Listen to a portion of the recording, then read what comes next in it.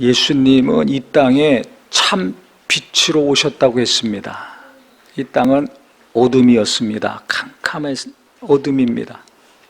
빛으로 오셔서 각 사람에게 빛을 비춰주셨는데 세상은 그로 말미암아 지은 바 되었으되 그랬습니다.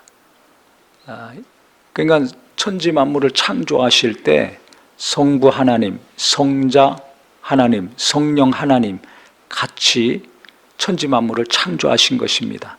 그러니까 아버지 하나님이 먼저 계시고 성자 아들이신 예수님은 나중에 이 땅에 육체를 입고 오셨을 때 그때 존재하신 분이 아니에요.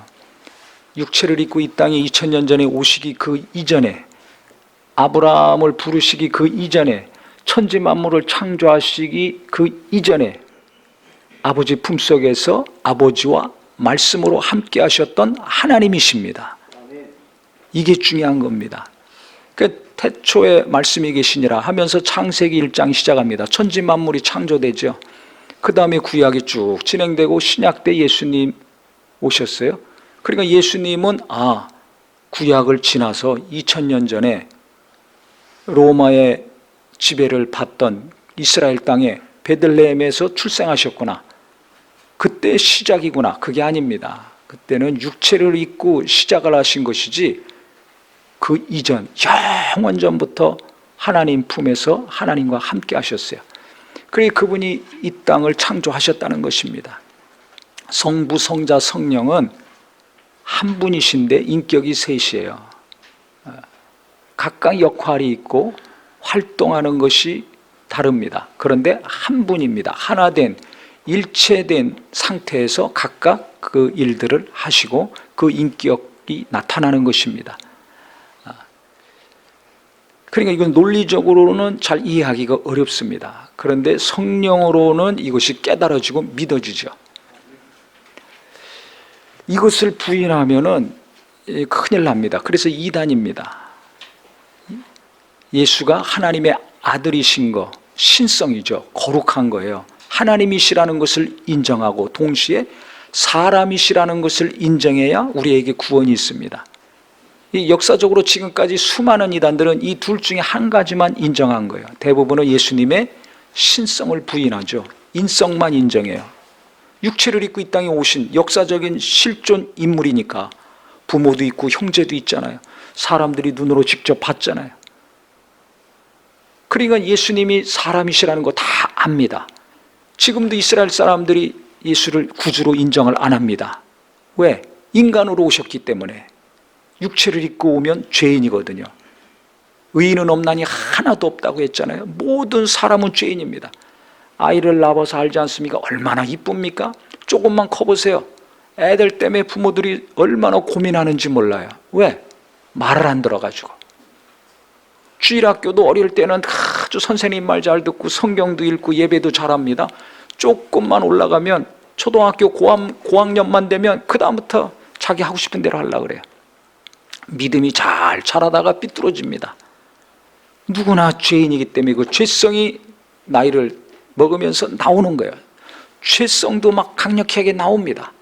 사춘기 때 그것이 막 화려하게 꽃피죠. 상상하지 못한 일들이 일어납니다.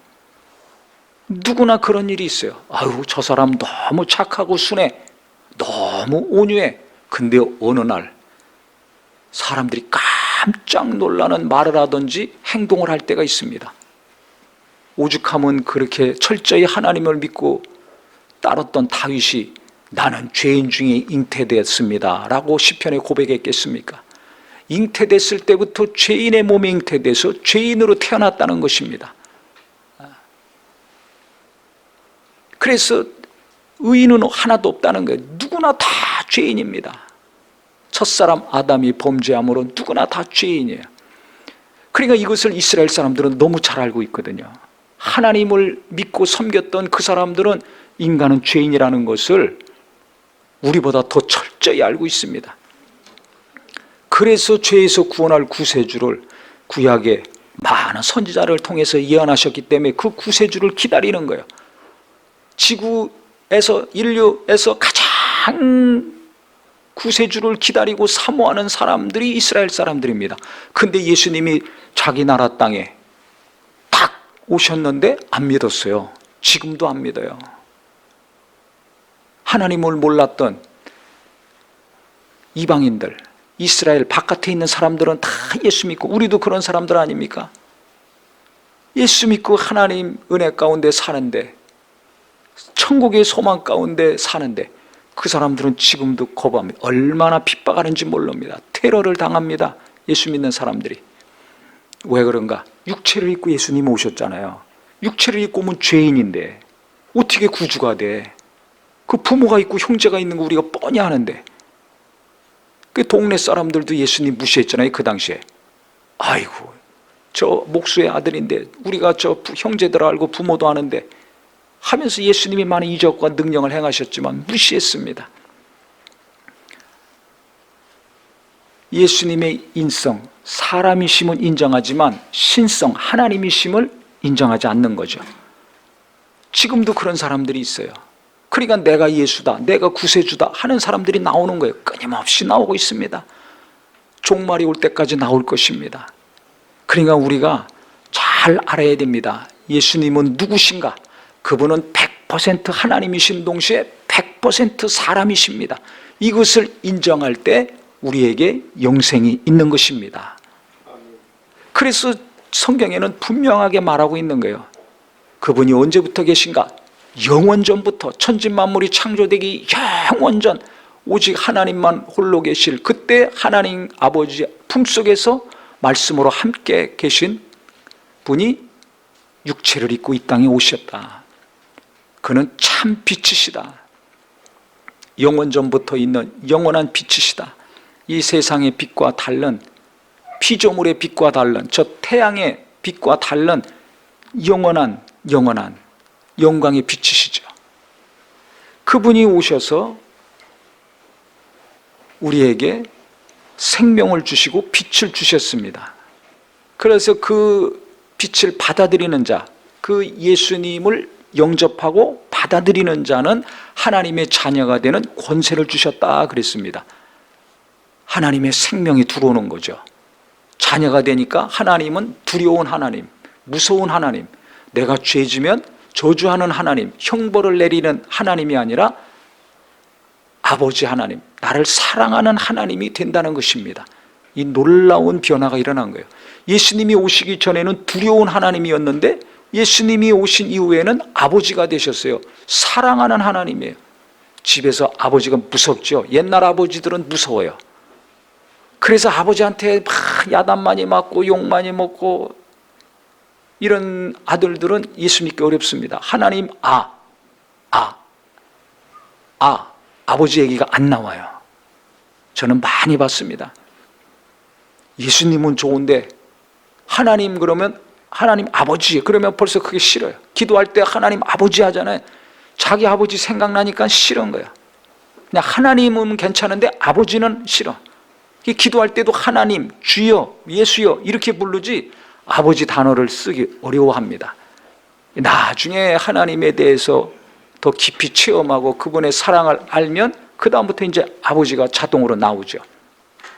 그래서 육신의 아버지와의 관계가 어떠냐에 따라 하나님 관계에 영향을 많이 받습니다. 신앙생활 오래 한 사람도요, 그 아버지, 육신의 아버지랑 관계가 안 좋은 추억이 있으면 그 일평생 괴로워하더라고요. 일평생. 그렇게 두려운 하나님이었어요, 구약 때는. 그런데 예수님이 오셔서 우리의 죄를 해결해 주셨거든요. 그 이전에는 죄값을 내가 다 담당해야 됩니다. 내가 죄에 대한 책임이 있고 의무가 있습니다. 그런데 그 책임과 의무를 예수님이 다 담당하셨어요. 내 허물, 내 어찌할 수 없는 그 연약함, 그 모든 것들을 다 예수님이 담당하시고 죄값을 치러주셨습니다. 그러니까 죄에서는 자유한 자가 되고 그 예수를 믿는 믿음, 하나님의 아들이시오 우리를 구원하려 오신 구세주이심으로 믿는 믿음을 통해서 하나님이 나의 아버지가 되십니다. 아버지가 아무리 엄해도 아들 사랑하지 않습니까? 아버지가 아무리 막 하는 것 같지만 아들을 진심으로 사랑합니다. 그렇지 않은 아버지들이 혹 몇 명 있다 할지라도 그 밑바닥에는 아들을 사랑하는 마음이 누구나 있습니다. 그건 자식을 낳아서 키워본 사람만이 알아요. 내가 아들일 때는 몰랐지만 내가 자식을 낳아보면 자식에 대한 마음이 얼마나 애절한지, 어떤 때는 욕이 나올 수도 있고 어떤 때는 채찍이 나올 수도 있고 하지만은 그 자식을 향한 마음이 얼마나 간절합니까? 그건 아버지만이 알 수 있어요. 저도 그래요. 제가 자식일 때는 몰랐는데 자식을 낳아서 키우면 키울수록 저희 아버지가 저한테 한 말이 계속 생각납니다. 너 자식 낳아서 키워봐라. 다른 말이 필요 없어요. 너 자식을 낳아서 키워봐라. 낳기만 해도 안 돼. 낳아서 계속해서 키워봐라. 그러면 그때 알 것이다. 그 말이 계속 생각납니다. 아, 그때 내 아버지 마음이 어땠었구나, 이랬었구나 하는 것을 제가 아주 절감하며 삽니다. 그게 저만 그렇습니까? 이 땅의 모든 부모들이 다 그렇죠. 지금 속썩이는 자녀들도, 아버지 원망하고 엄마 원망하는 자녀들도 나중에 결혼해서 자식 낳아봐야지 그때 부모 마음 압니다. 이것은 낳아서 키워봐야지만 알지 안 그러면 몰라요. 그러니까 아버지의 마음은 자식을 사랑합니다. 부모는 자식을 진짜 사랑합니다. 그러니까 하나님이 아버지가 되시는 거예요. 예수 그리스도를 통해서 하나님이 우리 아버지가 되신다는 것은 그만큼 우리를 사랑하신다는 거예요. 어느 정도로 사랑하시는가? 벌써 독생자를 보내주셨어요. 하나밖에 없는 아들, 품속에 있는 아들, 얼마나 사랑하면 품속에 있습니까? 우리가 아이들 사랑하면 품에 안잖아요. 안고서 얼마나 비비고 뽀뽀하고 합니까? 한 것처럼 부부간에도 사랑하면 껴안습니다. 껴안습니다. 품속에 있습니다. 옆에 있는 것이 아니라 아버지 품속에 있었어요. 성부, 성자, 성령은 사랑의 관계입니다. 품속에 있었습니다. 하나입니다. 갈등이 있으면 둘이 되죠. 갈등이 없어요. 하나입니다. 어떻게 하나가 돼요? 어떻게 한 마음 한 뜻이 됩니까? 사랑하니까. 성부, 성자, 성령은 서로 사랑의 관계로 충만합니다. 그렇게 사랑해. 정말 사랑하는 관계인데 육체를 입고 이 땅에 태어나게 보내셨어요. 그래서 예수님이 오셨을 때 성경은 뭐라고 하는가? 말씀이 육신이 되어 우리 가운데 거하심에 우리가 그 영광을 보니, 아니 어린아이 갓난아이인데 무슨 거기서 영광이 나오겠어요? 그런데 영광이 보였어요. 영광이 있었습니다. 그러니까 보는 거죠. 인간이 봤을 때 하나님의 영광이 있어요. 독생자의 영광이 있습니다. 아버지 독생자의 영광이라 그랬어요. 은혜와 진리가 충만하더라. 아니 지금 태어난 지 얼마 안 되는 어린아이인데 말도 못하고 눈도 못 뜨고 그냥 울기만 하는 어린아이인데 거기에 무슨 영광을 볼 수가 있겠습니까? 하나님의 아들이시기 때문에, 하나님 품속에서 오신 분이기 때문에 독생자의 영광이 있는 것입니다. 할렐루야. 이게 중요한 게, 이게 왜 중요한가? 이게 바로 하나님의 아들이시라는 것. 예수님이 마리아와 요셉을 통해서 태어난 사람이시지만은 죄가 없는 육체를 입고 저 위 아버지 품속에서 오신 분이라는 것을 증명하는 것입니다. 사람은 은혜와 진리가 충만할 수가 없습니다. 죄가 충만합니다. 우리가 그렇게 기도하고 예배하고 열심히 신앙생활하도 불쑥불쑥 미움이 나오고 음란한 것이 나오고 하는 것들이 나오지 않습니까? 은혜 받는 말을 하고 위로하는 말을 나오지만 또 상처 주는 말이 나오지 않습니까? 왜 그래요? 우리는 완벽하지 않아요. 죄인입니다. 은혜로 구원받은 거지 내가 의인이 된 것이 아닙니다. 그러니까 예수님이 우리의 연약함 것들을 담당하신 것 때문에 내가 죄사함 받고 구원을 받게 되는 거죠. 내가 무슨 행위가 의로워가지고 거룩하게 살고 깨끗하게 살아가지고 아니에요. 우리가 뭐 의롭다는 사람, 공의를 얘기하고 뭐 정의를 얘기하는 사람들 나중에 몇 년 지나면 다 실망하죠. 공정을 지금 부르짖고 있죠. 그 사람들 보세요. 조금 지나니까 얼마나 다 무슨 공정이고 정의가 있습니까? 그러니까 인간은 정의로울 수가 없어요. 정의를 부르짖고 공정을 부르짖고 개혁을 부르짖고 혁명을 부르짖은 사람들 나중에 개혁의 대상이 되지 않습니까? 개혁의 주체가 개혁의 대상이 돼요. 혁명의 주체가 혁명의 대상이 돼요. 역사가 증명하고 있잖아요. 인간은 죄인입니다. 죄인이에요. 의로울 수가 없어요. 아무리 의롭다 할지라도 깨끗하게 모든 것에서 거룩할 수가 없습니다. 그걸 잘 아셔야 됩니다.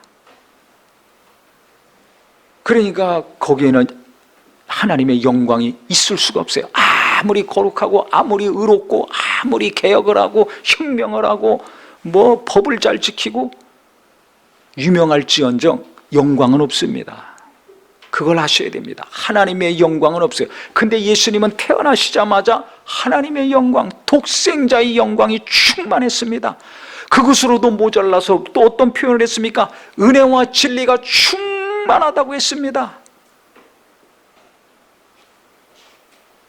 근데 그분이 지금 어떻게 된 거예요? 그 예수를 영접하는 자는 하나님의 자녀가 된다고 그랬죠. 이건 우리가 하도 많이 들어가지고 익숙해져서 그 의미를 잘 모르는데요. 예수님을 영접한다는 것, 즉 그 이름을 받아들이고 믿는다는 것은 무엇인가? 독생자의 영광이 내 안에 확 들어오는 겁니다. 나하고 멀리 떨어져 있던 하나님이 내 안에 들어오시는 거예요. 그 영광을 보면 두려워서 벌벌벌 떨었는데 그 영광이 내 안에 들어와서 내 영혼을 환하게 밝혀준다는 것입니다. 할렐루야. 모세가 시내산에서 계명받으려고 하나님 만나고 왔을 때 백성들이 두려워서 수건으로 얼굴 가리라고 했습니다. 자기들 죽을까 봐. 하나님의 영광을 보면, 하나님을 만나면 우리는 죄인이기 때문에 죽을 수밖에 없다는 걸 알아요. 두려움이었습니다. 그런데 그 하나님의 영광이 내 안에 들어오는 일이 생겼어요. 들어오는 길을 예수님이 열어놓으셨어요. 직접 육체를 입고 오셔서 고난받으시려고 오셨지만, 우리의 죄를, 내 죄를 해결하려고 오셨지만, 그는 십자가에서 우리 죄를 해결하시고 끝나신 것이 아니라 내 안에 들어오시는 분입니다. 어디까지? 내 가장 깊은 내 영혼에 들어오시는 분입니다. 잠언 20장 27절에 놀라운 말씀이 있습니다. 사람의 영혼은 여호와의 등불이라 사람의 깊은 속을 살핀다 그랬습니다. 사람의 영혼, 내 영혼은 하나님의 등불이라는 겁니다. 등불 뭔지 아시죠? 캄캄한 밤에 등불이 있어야 길을 갈 수 있습니다. 등불이 없으면 못 가요. 갈 수가 없습니다. 불이 있어야지 뭘 활동을 할 수 있지. 깜깜해 보세요. 아무것도 못합니다. 무섭고 두렵기만 합니다. 등불이 꺼졌죠. 아담이 범죄함으로 인간의 영혼에 불이 없어요. 등불이 없어요. 그러니까 하나님을 잃어버린 아담이 어떻게 됐습니까? 하나님과의 관계가 끊어지니까 두려움이 생겼잖아요. 부끄러움이 생겼잖아요. 그렇게 하나님의 사랑 가운데 그 영혼이 환하게 불을 밝히고 있을 때, 하나님과의 관계가 형통해서 영혼이 환했을 때는 하나님의 사랑 가운데 기뻐하고 만족하고 행복해하고 아쉬움이 없는 삶을 살았습니다. 그런데 불이 꺼졌어요. 범죄함으로 불이 꺼진 거예요. 어디? 영혼의 불이 꺼졌습니다. 깜깜합니다. 그러니까 두려워, 무서워, 부끄러워, 괴로워. 부부간의 갈등, 부모 간의 갈등, 형제 간의 갈등, 얼마나 심하게 그 가족에게 일어났습니까? 네? 저렇게 영혼에 불이 없으면 저렇게 되는 거예요.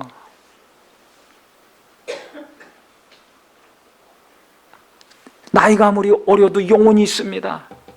네? 아무리 어려도 영혼이 있습니다. 그 영혼에 불이 켜져야 됩니다.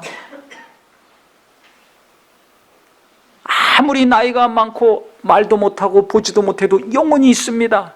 그 영혼에 불이 켜져야 돼요. 예수님이 오신 것은 내 영혼에 불이 켜지게 하시는 거예요. 죄 때문에 죽었던 내 영혼, 깜깜한 내 영혼에 빛이 들어오게 하시는 겁니다. 이 전기불 정도가 아니에요. 호롱불 정도가 아니라 하나님의 그 영광의 빛으로 내 영혼을 환하게 비춰주시겠다는 것입니다. 그러니까 예수님을 영접한다는 것은 저 어린아이들이나 저 할머니 할아버지들이나 관계없이 이 땅에서 내가 어떤 위치에서 어떻게 사느냐에 관계없이 예수님의 그 영광의 빛, 독생자의 영광이 내 영혼에 들어와서 내 영혼을 환하게 밝히니까 어떻게 되겠습니까? 첫 번째, 내 안에 있는 어둠이 떠나가는 겁니다. 저 어린아이들도 근심이 있습니다. 고민이 많습니다. 나이 들수록 얼마나 고민이 많습니까? 예수님의 영광이 내 안에서 환하게, 그 하나님의 빛이 내 안에서 환하게 계속 비치면 어떻게 돼요? 고민이 세상에 살면서 들어와도 그것이 떠나갈 수밖에 없어요. 염려도 떠나가고 근심도 떠나갑니다. 그 다음에 그것이 환하게 나를 비춰주니까 내 영혼이 내 깊은 속을, 사람의 깊은 속을 살피는 것이 영혼이거든요. 내 사정은 내 영이 제일 잘합니다. 그러니까는 그 빛 가운데 충만한 사람이, 은혜와 진리로 충만한 사람이 나를 잘 볼 수 있어요. 그래서 내가 이거 하면 안 되겠구나, 이거 해야 되겠구나, 이것은 버려야 되겠구나, 이것은 꼭 붙들어야 되겠구나, 이건 내가 못된 성품이니까 이걸 위해서 기도해야 되겠구나. 자기 자신을 잘 알아서 제대로 된 길을 갈 수 있어요. 근데 그 불이 깜깜하면 없으면 어떻게 되겠습니까? 혼란해, 두려워, 어떻게 될지 모르겠어. 이 상태가 계속 가는 거예요. 케이아스. 흑암이 깊음 위에 있고 땅이 혼란하다고 그랬습니다. 천지 만물이 창조되기 이전에 한 것처럼 빛이 약하니까 어두운 거죠. 칙칙합니다. 그러니까 뭔지 모르겠어요. 어디로 가야 될지를 몰라. 빛이 환해서 비춰줘야지 내가 갈 길이 보여야 가는 거 아닙니까? 그 빛이 강력할수록 더 환해지는 거 아닙니까? 빛이 약해 보세요. 눈앞에만 환하지 한 걸음 두 걸음 앞에 무슨 일이, 어떤 길이 있는지 모릅니다. 내 영혼의 빛이 계속 하나님의 영광으로 비춰져야 되고 그 빛이 계속해서 환하게 보존이 돼야 됩니다. 그래서 예수 믿는 자들에게 뭘 보내주신 거예요? 성령을 보내주신 거예요. 성령 받으셨으면 아멘 해보세요. 그러면 내 영혼의 빛이 계속 충만하게 지속이 돼야 됩니다. 그래서 성령 충만하면 어떤 일이 생기는가? 내가 갈 길이 보이게 돼 있어요. 또 내 안에 어떤 더러운 거, 버려야 될 것이 무엇인지를 내가 알 수밖에 없어요. 그런데 예수 믿고 기도하고 예배도 하지만은 내가 어디로 가야 될지를 몰라. 내가 버려야 되고 취해야 될 것이, 붙들어야 될 것이 무엇인지를 몰라. 그건 왜 그러겠어요? 아직도 성령 충만하지 않은 것이고 무엇인가 어둠이 있는 겁니다. 그러니까 우리는 이 성탄절 맞이해가지고요,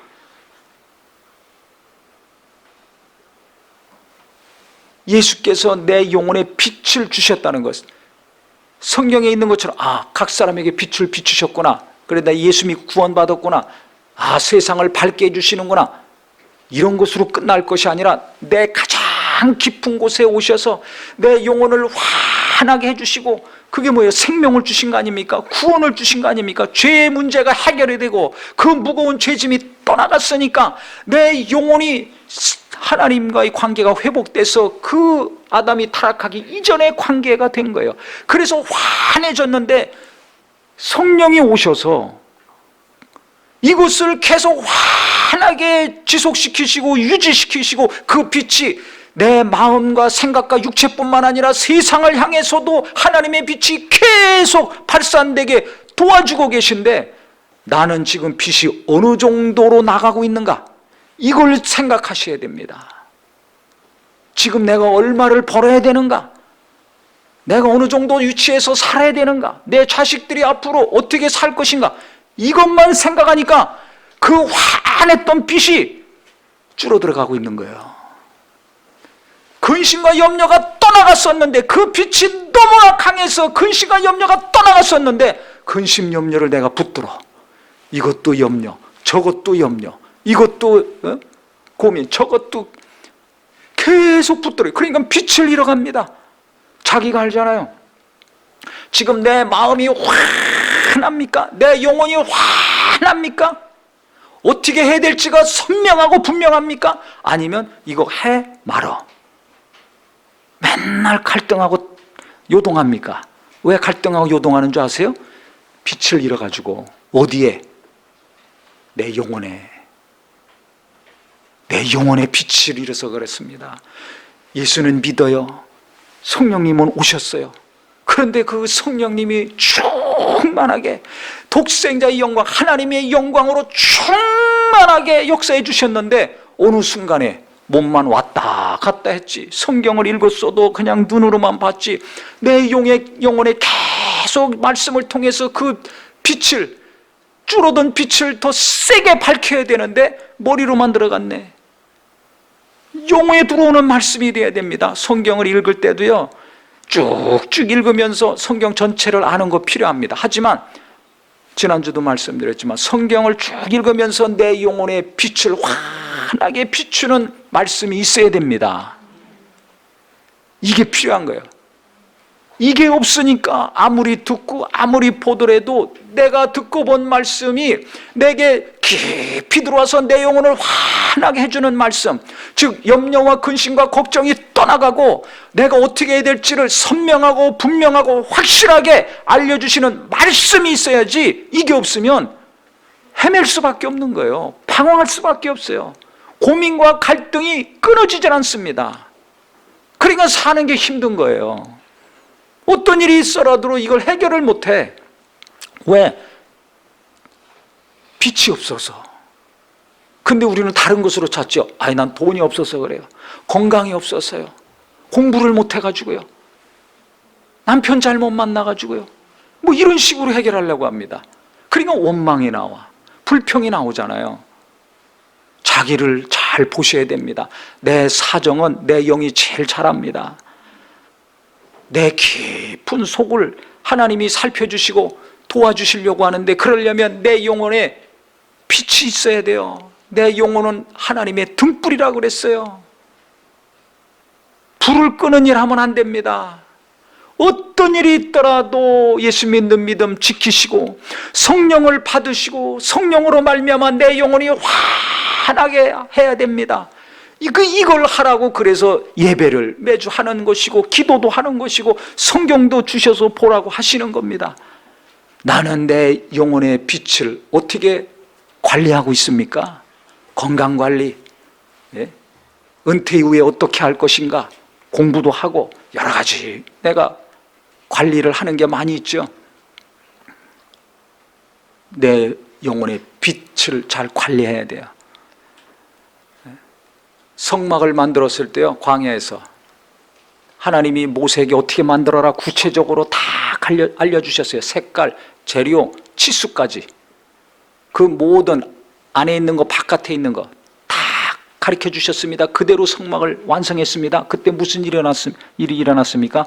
출애굽기 40장 34절에 보니까 하나님의 영광이 성막에 충만하더라 그랬습니다. 하나님의 전, 하나님이 임재하시는 곳, 하나님이 이스라엘 백성들과 만나시는 장소, 죄를 해결하는 제물을 드리고 제사를 하는, 그래서 죄가 해결돼서 자유함을 얻고 기쁨을 얻고 나오는 그 성막을 만들었을 때 하나님의 영광이 충만했다고 했습니다. 그런데 고린도전서 3장 16절에는 뭐라고 하고 있습니까? 너희가 하나님의 성전인 것과 하나님의 성령이 너희 안에 거하시는 것을 알지 못하느냐? 하나님의 성전이라는 것입니다. 내가 하나님의 성전이에요. 예수를 영접하고 성령이 임했다는 겁니다. 성령이 임했어요. 예수님의 이름이 있습니다. 하나님의 영광으로 환하게 영의 생명이, 하나님의 생명이 임한 자입니다. 그러니까 하나님의 영광이 충만할 수밖에 없는 장소가 어딘가? 내 영혼입니다. 그래서 성경은 우리를 하나님의 성전이라고 말하고 있는 거예요. 감히 나 같은 자가, 이 죄인이 어떻게 거룩한 하나님을 모시는 성전이 될 수가 있습니까? 나는 할 수 없는데 예수님이 내 연약함과 더러운 죄를 다 담당하시고 깨끗게 하셨기 때문에 그 피로 말미암아, 그 십자가의 공로로 말미암아 내 영혼이 빛을 얻게 됐고, 그 빛을 계속 지속해 주시기 위해서 성령님이 오신 거예요. 그러니까 우리는 하나님의 영광이 충만할 수밖에 없는 하나님의 성전입니다. 하나님이 사랑하시는 자입니다. 이 세상의 어떤 것보다도 너무나 귀하고 귀한 자가 되는 것입니다. 이걸 깨닫는 은혜가 있기를 예수 이름으로 축원합니다. 그래서 내가 이 세상에서 어떤 위치에 있든지, 내가 지금 어느 정도 소유하고 있든지, 이거 자꾸 생각해서 괴로워하마시고 자기 영혼의 빛을 자꾸 어둠으로 바꾸는 일 하지 마시고, 오늘부터는 나는 하나님의 성전이다. 내게는 독생자의 영광을 주님이 주셔서 그 영광으로 내 영혼이 밝히 등불이 들어왔다. 꺼졌던 불이 들어온 것처럼 불이 들어와서 환하게 됐으니까 내가 성령 충만해가지고 이 빛을 계속 발할지언정 빛이 컴컴해지고 어두워지게 하면 안 되겠다 결심하기를 예수 이름으로 축원합니다. 그래서 이 하나님의 영광이 내 안에 있다는 것을 알 때 그 사람은 감격하고 사는 겁니다. 세상이 어떻게 되든지 관계없이 내 영혼에 하나님의 영광이 충만하게 은혜를 베풀어 주셨다는 거, 이 하나만으로도 나를 성전 삼으시고 주님이 나 안에 오시고 성령님이 함께 인쳐 주셨다는 거, 이 한 가지만이라도 너무너무 감사하고 고마워서 눈물을 흘릴 수밖에 없습니다. 이 은혜가 있기를 예수 이름으로 축원합니다. 세상의 어떤 영광과 비교할 수 없는 영광이 하나님의 영광 아닙니까? 세상에 어느 누가 가진 것보다 더 뛰어난 것이 하나님의 영광이요 하나님의 이름 아닙니까? 그 영광을 내 안에 비춰주셔서 머물게 하시고 보존하게 하신 거예요. 이 얼마나 놀라운 일입니까? 그래서 성령의 능력으로 변화돼서 나중에 부활하는 것입니다. 다른 것으로는 부활할 수 없어요. 다른 것으로는 하늘나라 갈 수 없어요. 하나님의 영광이 내 영혼에 있기 때문에, 꺼졌던 내 영혼에, 죄로 말미암아 죽었던 내 영혼에 하나님이 정말 영광의 빛을 비춰주시고 살려주셨기 때문에 그거 보존하는 자, 성령의 능력으로 보존하는 자가 그 영광을 가지고 하나님께 나가는 것입니다. 그래서 이 땅에 살면서 다른 것 때문에 괴로워하고 불안해하고 낙심하지 말고 이 영광을 계속 지속하고 더 계속 은혜 많이 받으시고 성령 충만함이 유지가 되셔서 내가 이거 하면 안 되겠구나, 내가 이것은 해야 되겠구나 분별할 수 있는 지혜가 있기를 바랍니다. 그랬을 때 우리는 항상 하나님의 인도하심을 잘 받을 수가 있고 그분의 인도하심을 따를 수가 있습니다. 그러면 어떻게 돼요? 그 빛이 갈수록 또 세져요. 성령 충만해 보세요. 갈수록 하나님이 더 역사하시죠. 그래서 너희는 이 세상에서 빛을 비추라 그랬어요. 빛의 자녀니까, 하나님의 독생자의 영광이 너희 안에 있으니까 그 빛을 비추라는 것입니다, 세상에서. 그래서 사람들이 너희의 착한 행실을 보고 하나님께 영광을 돌리게 하라 그랬습니다. 그 영광이 계속 보존되는 자, 그래서 만나는 자마다 일하는 곳마다 그 영광이 발산되는 삶을 사는 자는 착한 행실을 할 수밖에 없어요. 착한 말과 행동이 나올 수밖에 없습니다. 그래서 나를 보고 하나님의 이름을 높이는 역사, 하나님께 영광 돌리는 역사가 가정과 일터에서 이루어지기를 예수 이름으로 축원합니다. 그래야 우리 하나님이 기뻐하시는 자가 됩니다. 그런데 하나님의 영광을 깎아내리는 일들이 예수 믿는 자들 통해서 일어나니까 이게 문제 아닙니까 요새? 왜 그래요? 말씀은 많이 알고 예배도 많이 하고 기도도 많이 하고 성경 공부, 제자 훈련, 무슨 수료, 졸업장 주고받고 얼마나 많은 것들을 했습니까? 그런데 실제 그 영혼에는 빛이 없는 거예요. 빛이 약해진 겁니다. 그러니까 착한 행실이 나오지 않는 거예요. 돈 몇 푼 때문에 타협하고 계산하고 따지고 이기적으로 나와 내 가족밖에 몰라, 자식밖에 몰라. 그러니까 무슨 빛이 나옵니까? 나올 수밖에 없습니다. 내 교회만. 옆에 교회 다 죽어가는데? 이 선교사들 지금 다 죽어가는데? 나누는 것을 해야 되잖아요. 뭐가 착한 겁니까? 나누는 것이 착한 겁니다. 나누는 것이 착한 거예요. 섬기는 것이 으뜸입니다. 종로로 타는 자가 넘버원 1등 된다고 했습니다. 근데 나와 내 자식들만 넘버원 만들려고 하잖아요. 높은 자리로만 가려고 하잖아요. 그러니까 어떻게 돼요? 자꾸 어둠이 더 들어와. 빛을 자꾸 잃어요. 참 이상하죠. 주여 주여 하면서 왜 자기 영혼과 자기 가족들의 영혼은 컴컴한 곳으로 끌고 가는가? 이게 미련한 것입니다. 우리는 하나님 앞에 지혜로운 은혜가 있기를 바랍니다. 그래서 내 영혼이, 내 가족들의 영혼이 갈수록 어두워지는 자가 아니라 예수님이 육체를 입고 오셔서 하나님의 영광으로 환하게 빛을 비춰주셨으니까, 성령님이 오셔서 그것을 계속 더 세게 하시려고 하니까 예수 안에서 성령님의 도움을 받아서 하나님의 영광의 광채가 내 속에서 계속 내게 빛을 뿐만 아니라 내 가족과 이웃들에게도 그 영광의 광채를 선한 행실을 통해서, 착한 행실을 통해서 증명할 수 있는 성도가 되기를 예수 이름으로 축원하겠습니다. 그럴 때 하나님의 영광이 이곳저곳에서 찬양을 받으실 것이고, 교회를 통해서 하나님의 영광은 계속 이 어둠의 땅에서 빛을 발하게 하실 것입니다. 그 주인공들이 되시기를 예수 이름으로 축원합니다.